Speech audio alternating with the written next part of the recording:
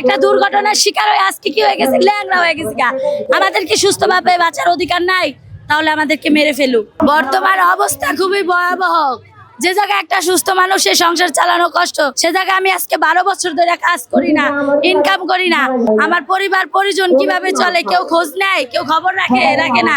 সে জায়গা থেকে আমি খুবই অসহায়। যে জায়গা থেকে আমি ল্যাংড়া, আমাকে আজকে বলছি আমি একটা দুর্ঘটনার শিকার হয়ে আজকে কি হয়ে গেছে, ল্যাংড়া হয়ে গেছে গা। যে জায়গায় আমার কাজ নাই, আমাকে কেউ ইনকাম করার পজিশন বুঝায় দেয় নাই। যে জায়গায় পুনর্বাসনের দাবি করছি আমরা, সেটাও দেয় নাই। যে জায়গায় আমরা চিকিৎসা চাইছি আজীবন, সুস্থ চিকিৎসা, ভালো চিকিৎসা, সে জায়গায় আমরা সেটাও পাচ্ছি না। যে জায়গায় আমরা ক্ষতিপূরণ দাবি করছি, সেটাও পাচ্ছি না। এবং স্বৈরাচারী সরকার যা করছে তো করছে, বর্তমান সরকার আজকে 8-9 মাস ধরে বসছে গদিতে। তারা আমাদের একবার ডেকেও আমাদের তদন্ত কমিটি বানায় দিছে। আশা করি আপনারা প্রেস মিডিয়া সেদিন আছিলেন উপস্থিত। সেখান থেকে আমাদের আজকে কি অবস্থা আমাদেরকে জানায় নাই। আদৌ কি আমাদের ক্ষতিপূরণ দিব কিনা? ভাইদা যেমন বাসা বাঁধে, এরকম আমরা বাচ্চা আছি। কেন এরকম ভাবে বেঁচে থাকবো?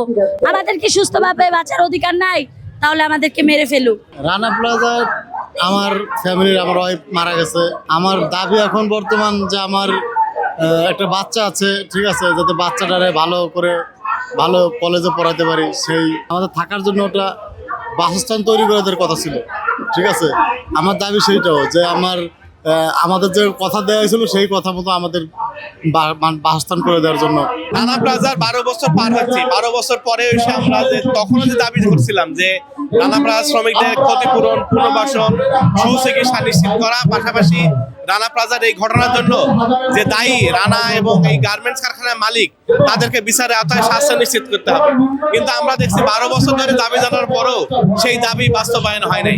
এই 12 বছর পরে এসে আমরা দেখছি যারা পরিবর্তিত সরকার ক্ষমতায় আছে, আমরা মনে করি যে বর্তমান সরকার রানা প্লাজা শ্রমিকদের এই ঘটনা পুনরায় অ্যানালাইসিস করে, পুনঃতদন্ত করে রানা প্লাজা শ্রমিকদের ক্ষতিপূরণ, সুচিকিৎসা, পুনর্বাসন নিশ্চিত করবে।